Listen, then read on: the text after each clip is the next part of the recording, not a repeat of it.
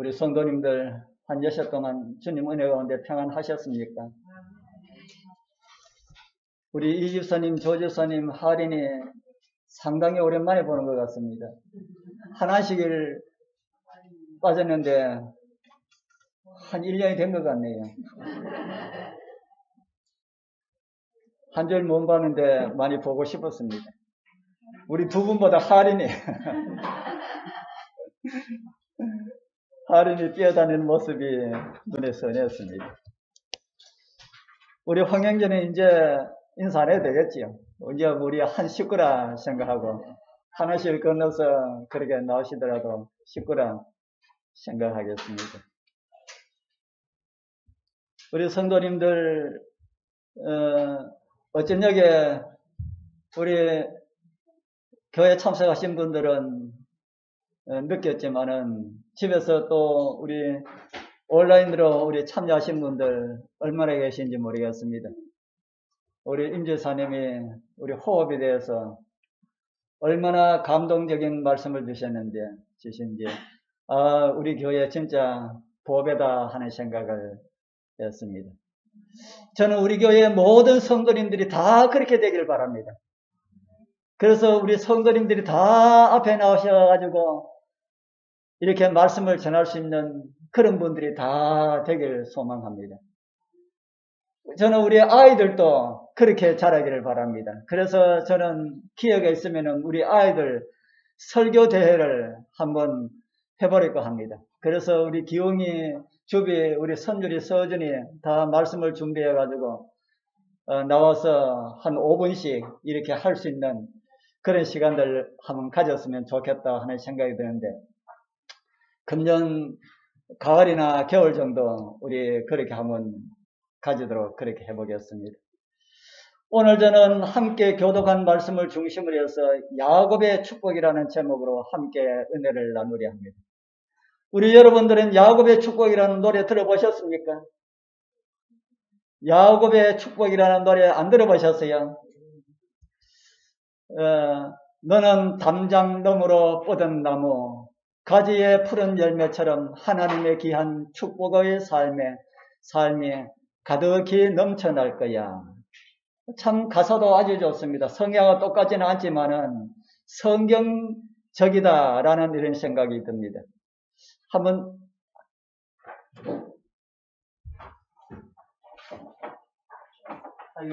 죄송합니다. 제가 이게 또 소리가 빵 하고 나던데.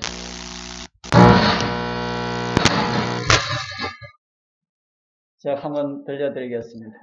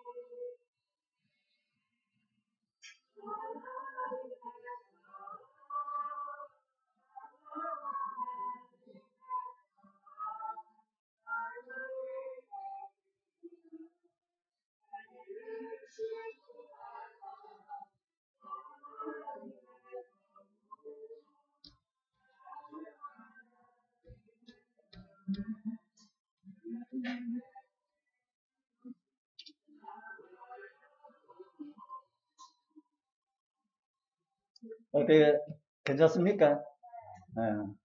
이런 야곱의 축복이 성경 어디에 기록되어 있을까요? 성경에 있겠지요. 창세기 49장 22절에 있습니다. 요셉은 무성한 가지 곧 셈 곁에 무성한 가지라 그 가지가 담을 나무도다.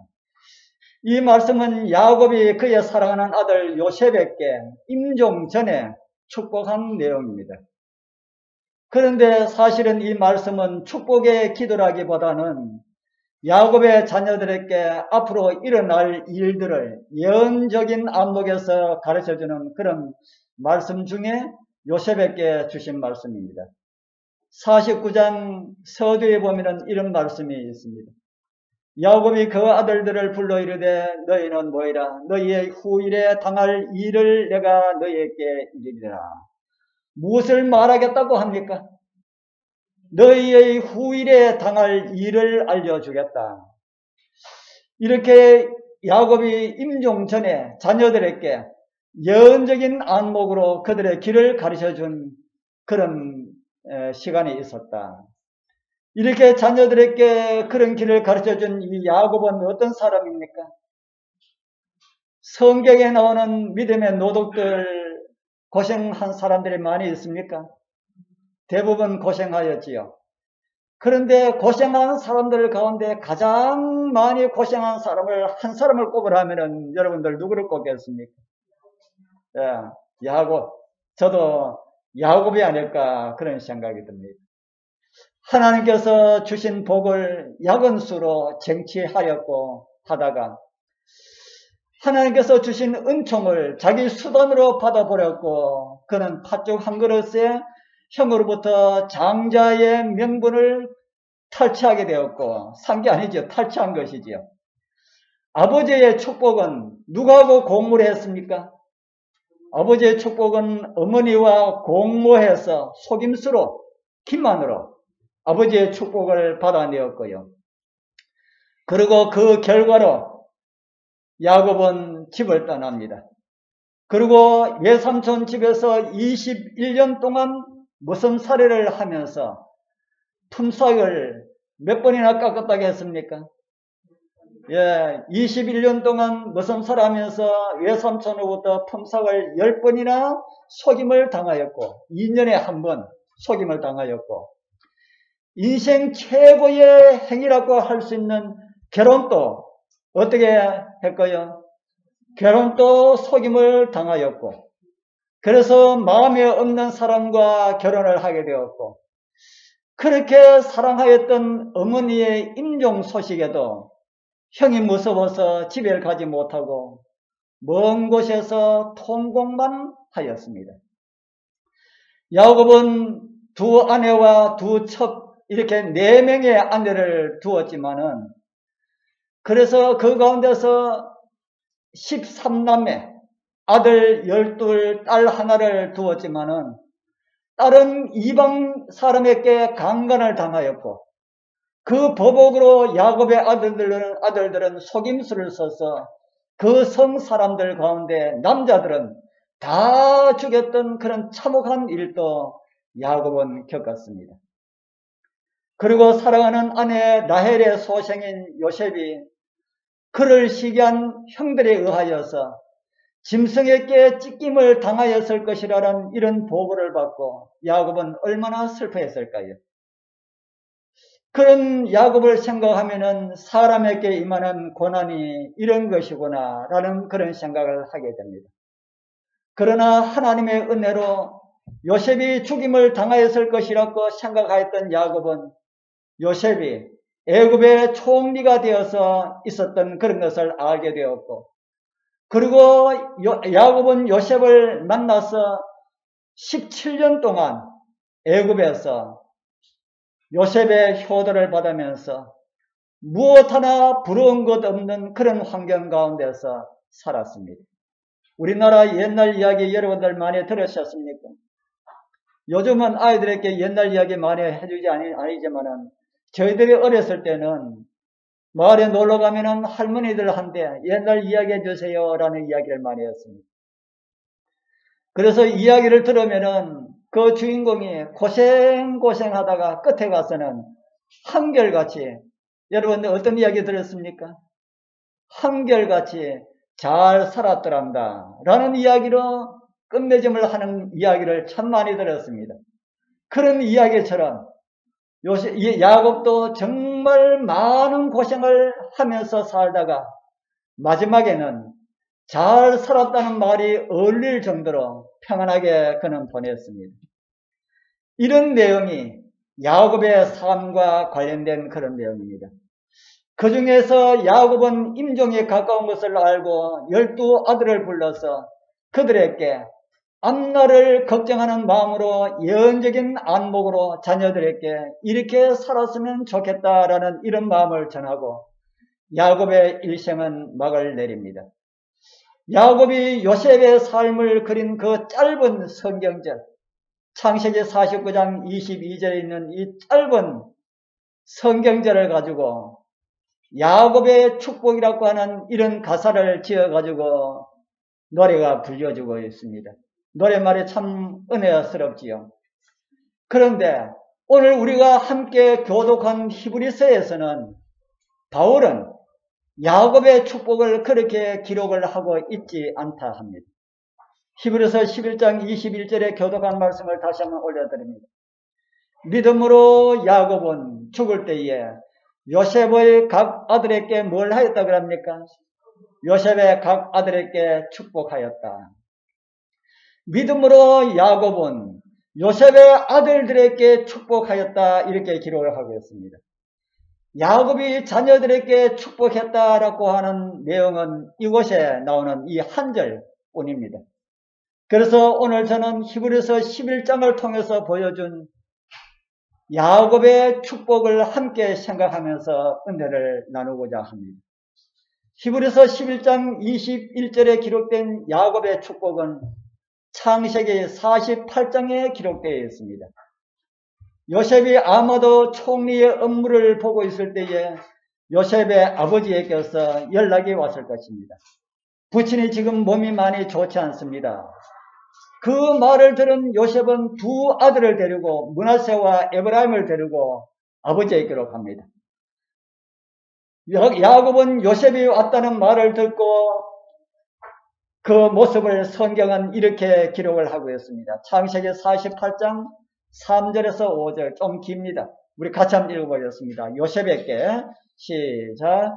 요셉에게 이르되 이전에 가나안 땅 루스에서 전능한 하나님이 내게 나타나 복을 허락하여 내게 이르시되 내가 너로 생육하게 하며 번성하게 하여 네게서 많은 백성이 나게 하고 내가 이 땅을 내 후손에게 주어 영원한 기업이 되게 하리라 하셨느니라. 내가 애굽으로 와서 네게 이르기 전에 애굽에서 네게 낳은 두 아들 에브라임과 므낫세는 내 것이라. 루벤과 시몬처럼 내 것이 될 것이요. 무슨 말씀입니까? 긴 말씀이지만 간단하게 정리하면은 네가 애굽에서 낳은 두 아들은 나의 아들로 삼아서 상속을 받겠다라는 이런 말씀입니다. 다르게 이해를 한다면은 내가 요셉 너로 장자를 삼아서 상속의 지분을 2배로 받게 할 것이다 라는 그런 말씀입니다. 여러분들도 한번 생각해 보시길 바랍니다. 지금 야곱의 처지는 어떤 처지에 있습니까? 지금 야곱은 어떤 처지에 있습니까? 아들 요셉의 초청으로 이방 나라에서 애굽에 이민을 온 상태입니다. 가족에 있는 재산이 많을까요? 양과 낙태들이 좀 있었을는지 모르지만은 많은 것들이 없었습니다. 야곱의 재산하고 요셉의 재산하고 재산을 비교를 한다면 누구의 재산이 더 많았을까요? 요셉이 더 많았겠지요. 그런데 지금 야곱은 자기의 재산을 가지고 누구에게 주겠다? 요셉에게 2배로 주겠다. 그렇게 말합니다.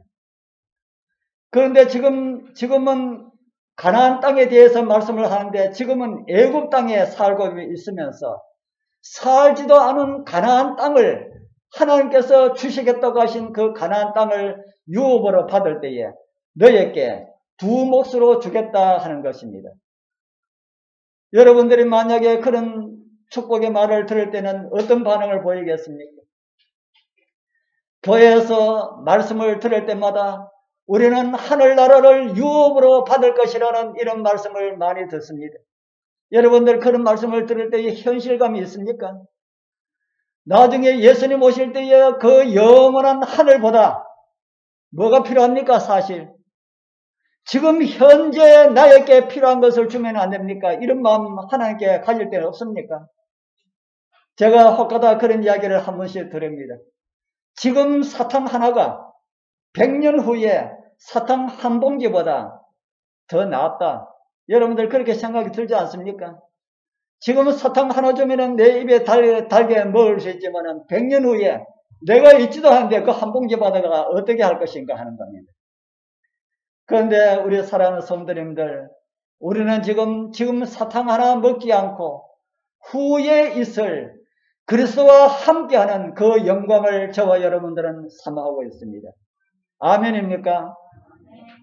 그러나 이 땅을 살면서도 우리는 다른 사람들에게 구차한 모습을 보여주지 않도록 하기 위하여서 열심히 노력하고 그렇게 살아가고 있지요.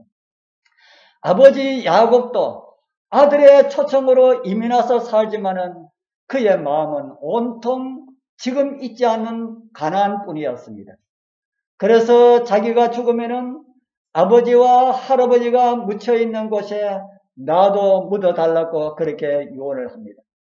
그리고 너의 아들을 이제 한번 보자 그렇게 이야기합니다. 살아생전 가장 귀한 축복의 기도를 해주겠다고 그렇게 말을 합니다. 그리고 아버지가 눈이 어두워서 잘 보이지 않으시니까 아들 요셉이 아버지를 위하여서 아들들을 아버지께로 인도하기 위하여서 오른손으로는 둘째 아들을 잡고요. 왼손으로는 큰아들을 잡고 아버지에게로 갑니다.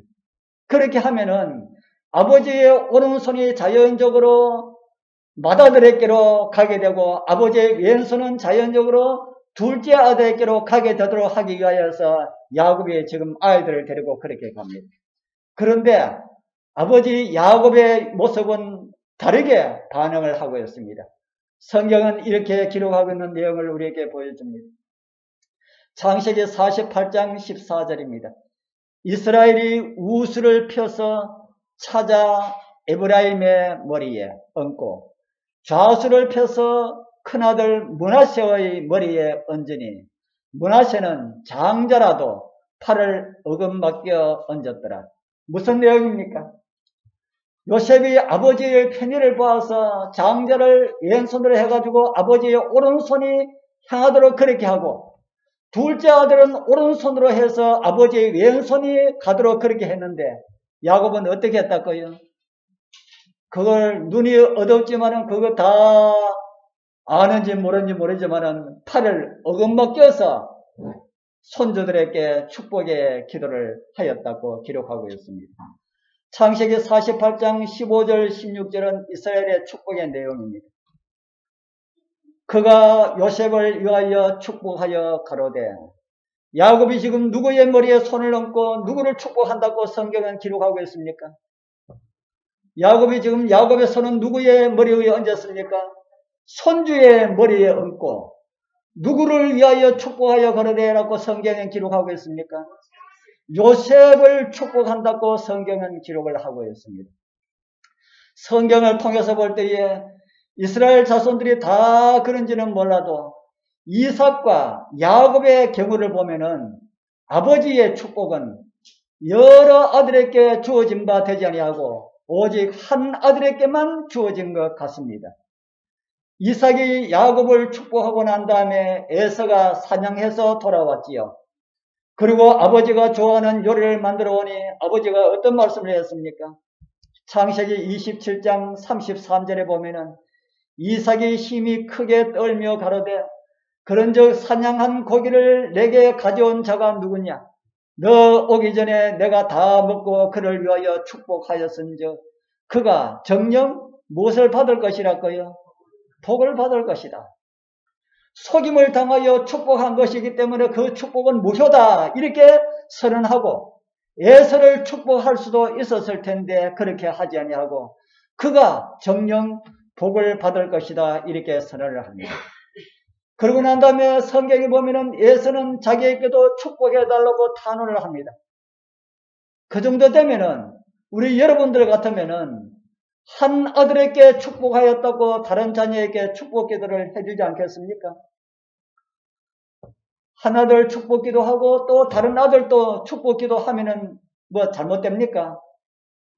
그런데 이삭은 끝까지 자기가 더 사랑하였던 에서에게 축복하지 아니하고 야곱에게 먼저 기만으로 축복해준 그것을 인정을 한 이런 모습을 성경은 우리에게 보여주고 있습니다. 성경에 기록된 그 당시의 부조들의 그 축복은 나타난 바에 의하면은 그 축복 가운데 하나는 메시아의 조상에 관한 축복이고요. 다른 하나는 하늘나라를 상징하는 가나안 땅을 얻는 축복이었다 하는 겁니다.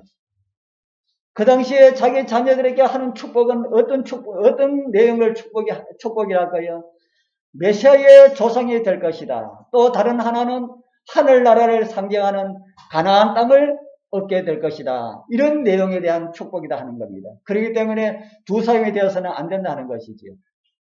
그러나 야곱은 지금 가나안 땅을 떠나와서 지금 애굽 땅에서 생활을 하고 있습니다. 요셉은 총리로 애굽에서 부와 평안을 누리고 있었고요.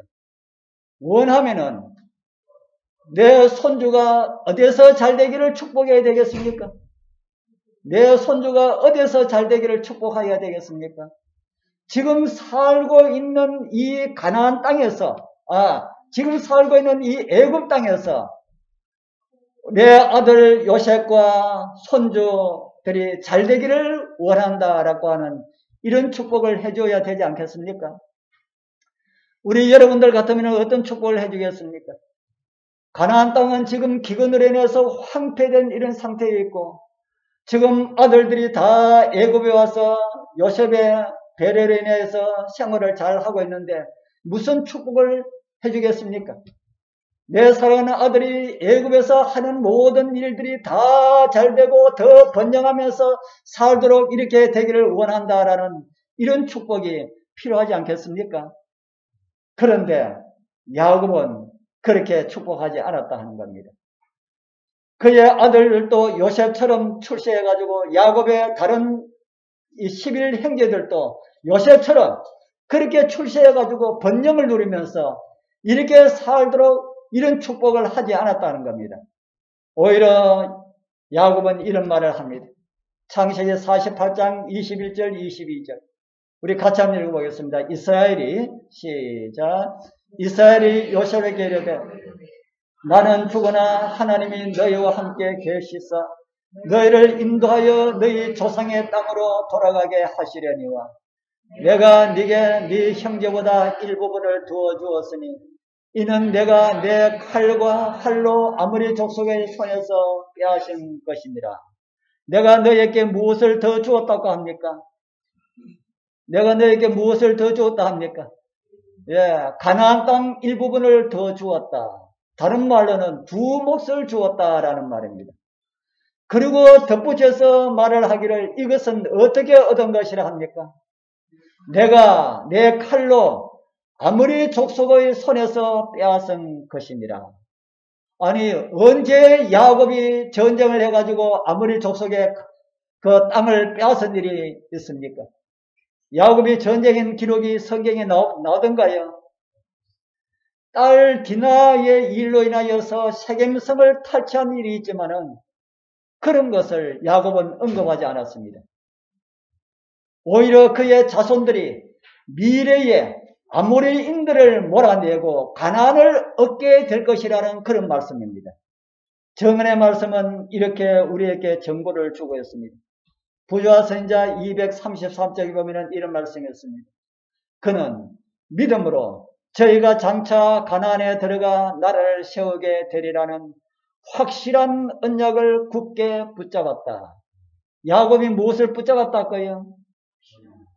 지금은 야곱의 눈앞에 보이는 현실은 완전히 다른 것이지만은 그것을 야곱은 붙잡지 않고 지금은 불확실하게 보이는 것처럼 보일지라도 하나님께서 허락하신 그 약속을 굳게 붙잡았다. 그렇게 성경은 우리에게 가르쳐주고 있습니다. 지금은 희미하지만은 결국 이루어질 하나님께서 주실 산업을 바라보면서 그것을 얻으라고 그렇게 축복을 하였다 하는 겁니다. 야곱이 요셉에게 한 축복은 이런 것이었습니다. 현실만 보고 살아가는 우리에게 충격으로 다가오지 않습니까? 이러한 아버지의 축복을 받은 요셉은 어떻게 살았을까? 요셉은 자기의 아들들에 대한 소원을 정언의 말씀은 이렇게 기록을 하고 있습니다. 구조와 선자 234쪽입니다. 제가 읽을 테니까 우리 성도님들은 눈으로 한번 살펴보십시오. 이 두 청년은 에브라임과 므낫세, 이 두 청년은 그들의 어머니를 통해서 애굽 사제의 최고위층과 혈연이 있었고 그들이 애굽인들과 관계를 맺어놓고 하면은 그들의 아버지의 지인은 그들에게 부귀 영달의 대로를 열어줄 것이었다. 무슨 말씀인지 이해가 되지요? 자식들의 출세를 위하여서 요셉처럼 그런 좋은 위치에 있는 사람은 없다는 겁니다. 그 당시에 바로의 최고의 초미를 받았던 요셉이 자기의 두 아들들을 출세시키려고 한다면은 원하였던 것을 다 가질 수가 있었다. 그러나 그들이 이스라엘 백성과 연결되는 것이 요셉의 소원이었다. 누구하고 연결되는 것이 요셉의 소원이라 그럽니까? 이스라엘 백성들, 애굽인들이 가증하게 여기는 목축업을 하는 그 이스라엘 백성들과 연결되는 자기 형제들의 가족들과 연결되는 것이 소원이었다 합니다. 그는 아들들을 위하여서 애굽의 궁전이 제공하는 모든 영예를 어떻게 했다 그럽니까? 모든 영예들을 포기하고 하나님의 계시가 위탁된 천대받는 양치는 족속 중에 자리를 차지함으로 하나님의 언약에 대한 자기의 신앙을 나타내었다. 아멘입니까? 자녀들이 행복하고 평안하게 살도록 출세를 위한 목적이었다면 그렇게 다르게 계획을 세울 수가 있었는데 요셉의 그 아들들을 위하여서 요셉은 그렇게 하지 않았다는 겁니다. 요셉의 두 아들들은 그리고 그의 동생들이 있었다면 모두가 다 애굽의 궁전에서 아주 중요한 그런 요직을 얻을 수가 있었을 것입니다. 그러나 요셉은 그렇게 하지 않았다. 어떻게 하였다고 합니까? 애굽인들과 관계를 맺도록 하지 않고 천하고 가난하게 살고 있는 이스라엘 백성들과 연결되어 살아가는 것이 요셉의 소원이었다. 이런 것이 쉬웠을까요? 애굽인들에게 목축 입은 천한 직업 가운데 가장 천한 직업이었습니다. 궁정에서 호화스럽게 살아갈 수 있는데 그런 길을 다 포기하고 이스라엘 민족과 함께 한다는 것 외적으로 볼 때는 참 힘든 모습이었을 것입니다. 그러나 요셉은 그렇게 하였습니다. 요셉의 부인이 누구입니까? 요셉의 부인이 누구입니까? 애굽 제사장의 딸이었습니다. 자기의 아들들이 아빠가 아들들 사랑하는 것보다 엄마가 사랑하는 것이 더 클 것인데 자기의 사랑하는 아들들이 궁정에서 출세해가지고 높은 지위에 오를 수 있는 그런 일들을 얼마든지 할 수가 있는데 자기의 사랑하는 아들들을 천한 직업을 가지도록 하려는 남편의 요구를 따르는 것 쉬웠을까요? 참 어려웠을 것이다. 그러나 요셉의 부인은 그렇게 하지 않고 자기 남편의 방침을 따랐습니다. 그 후 바로의 왕자로 신임을 얻은 모세도 요셉과 같은 그런 길을 갑니다. 그의 기록을 성경은 이렇게 기록을 하고 있습니다. 같이 한번 읽어보겠습니다. 믿음으로 모세에 관한 기록입니다. 믿음으로 시작. 믿음으로 모세는 장성하여 바로의 공주의 아들이라 칭함을 거절하고 도리어 하나님의 백성과 함께 고난받기를 잠시 죄악의 낙을 누리는 것보다 더 좋아하고 그리스도를 위하여 받는 능력을 애굽의 모든 부하보다 더 큰 재물로 여겼으니 이는 상 주심을 바라봅니다. 아멘. 모세는 어떤 상을 바라보았을까요?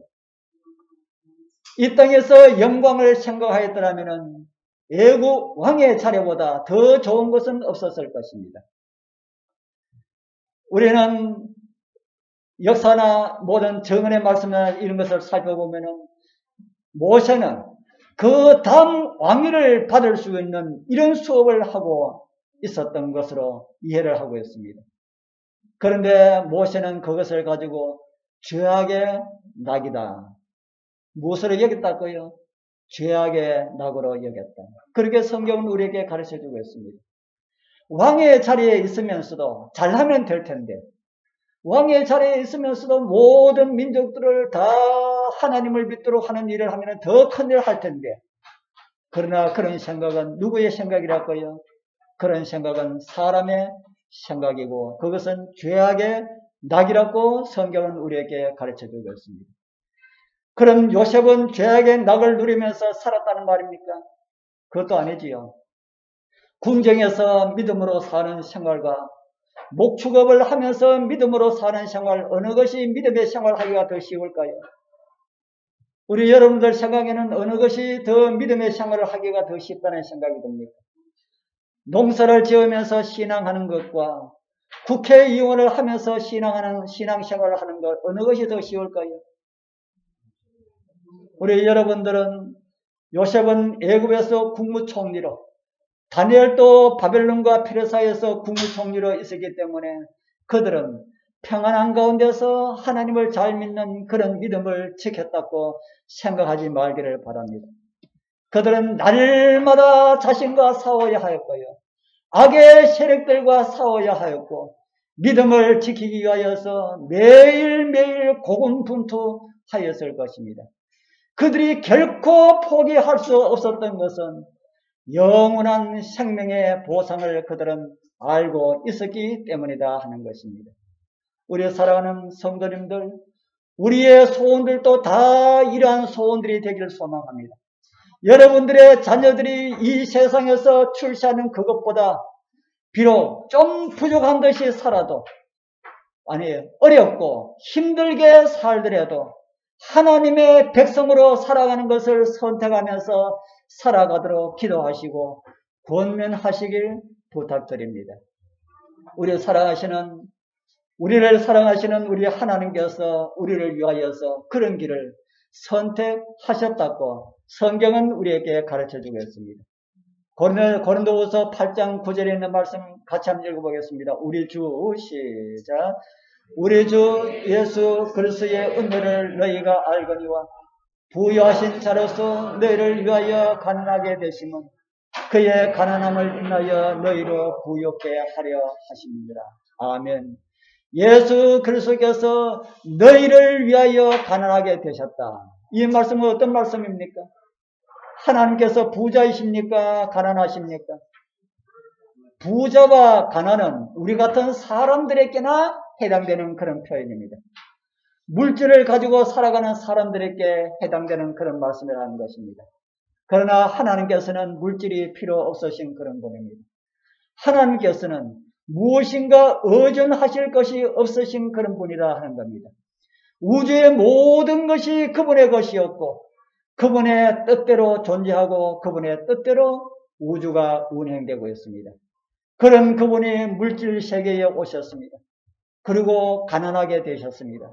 그 이유를 성경은 무엇이라고 합니까? 우리를 위하여서, 죄 가운데서 멸망으로 향해 가고 있는 우리를 구원하기 위하여서, 그리고 우리로 하여금 부유하도록 하기 위하여서 그분께서 가난하게 되셨다. 그리고 그것으로 우리를 창조하시고 우리를 잃어버리신 하나님께는 마음이 차지 않는다 하는 겁니다. 그리고 하신 일을 성경은 또 이렇게 우리에게 말해주고 있습니다. 히브리서 4장 15절입니다.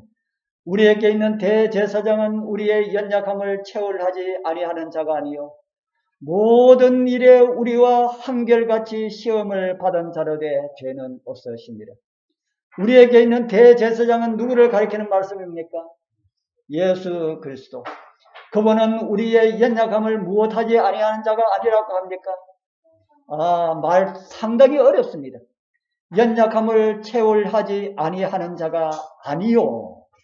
참 어렵지요. 이 말씀이 어떤 말씀인가 생각하려고 그러면 한참 생각해야 됩니다. 그래서 저는 생각하기가 좀 싫어가지고 다른 번역을 찾아보았습니다. 공동 번역에는 이렇게 번역을 하고 있습니다. 우리의 사정은 연약한 우리의 사정을 몰라주시는 분이 아니요. 채울하지 아니하는 분이 아니라는 말씀을 뭐로 번역을 했습니까? 연약한 우리의 사정을 몰라주시는 분이 아니라고 번역을 했습니다. 우리 주님께서는 경험을 해보지 않으셔도 우리의 사정을 다 어떻게 한다고요? 다 아신다.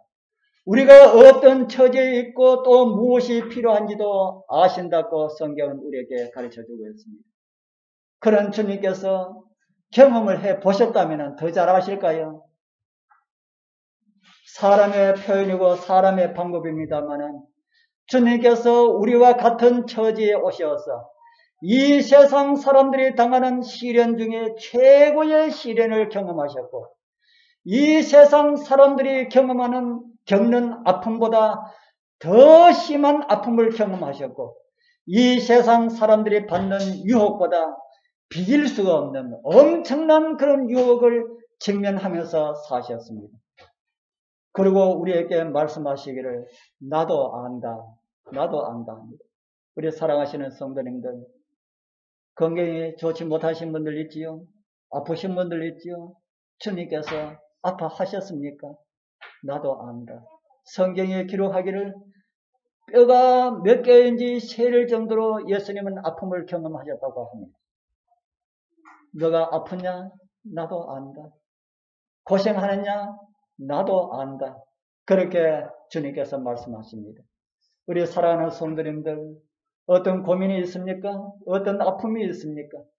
사람들에게 말 못할 어떤 것들이 있습니까? 우리의 사정을 알아주시고 가장 좋은 곳으로 주시기를 원하시는 우리 주님께, 예수님께 가져가시길 바랍니다. 많은 사람들은 주님께 가지고 가지 않고 스스로 해결하려고 하면서 주님 도와주지 않는다고 그렇게 이야기를 합니다. 우리 성도님들, 우리 힘으로 아무것도 할 수가 없습니다. 다 주님께 가져가시길 바랍니다. 요셉과 야곱의 이야기 하나만 더 드리겠습니다. 요셉은 장자의 축복을 받도록 하기 위하여서 아버지의 오른손에 있는 곳에 왼손으로 큰 아들을 잡고 아버지의 왼손에 있는 곳에 작은 아들 에브라임을 잡고 아버지에게로 밀어넣었다고 제가 말씀을 드렸습니다. 우리도 하나님께 기도하면서 그런 기도 많이 드리죠. 하나님, 이 기도는 이런 방법으로 응답을 해 주시옵소서. 하나님이시여, 이 기도는 이런 방법으로 응답해 주셔야 제가 조금 숨을 쉴 수가 있습니다. 이런 기도를 우리 성도님들 드리지 않습니까?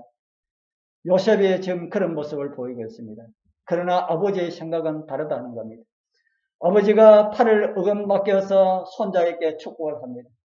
우리 사랑하는 성도님들, 여러분들이 아무리 애를 써도 우리 하나님께서 팔 어금맞기면은 그것으로 끝이 난다는 사실을 여러분들 잊지 마시기 바랍니다. 그래서 우리는 어떤 기도를 드릴 때에 항상 아버지여, 아버지의 뜻은 어디에 있습니까? 라고 아버지의 뜻을 먼저 물을 필요가 있습니다. 우리를 위하여서 모든 것을 주신 우리 하나님께서 아들까지 주신 그 하나님께서 무엇을 아까워서 우리에게 주지 못하시는 것이 있겠습니까? 다만 아버지의 뜻과 나의 뜻이 달라서 응답이 지연될 수가 있다. 그래서 우리의 기도는 아버지여, 아버지의 뜻이 무엇인지 알게 주옵소서라는 이런 기도가 되어야 할 것입니다. 그리고 아버지의 뜻대로 이루어 주옵소서라는 이런 기도가 되어야 할 것입니다. 그리고 아버지의 뜻대로 살아갈 수가 있도록 해 주옵소서라는 이런 기도가 되어야 할 것입니다. 그러한 기도와 간구를 드리는 우리 성도님들에게 하나님께서 주시기를 기뻐하시는 그런 하나님의 은혜와 평강과 치유의 은총이 함께하기를 축복합니다. 기도드리겠습니다. 하늘에 계시는 거룩하신 우리 아버지 하나님, 우리에게 축복하시는 그리스도의 은혜를 보게 하시어서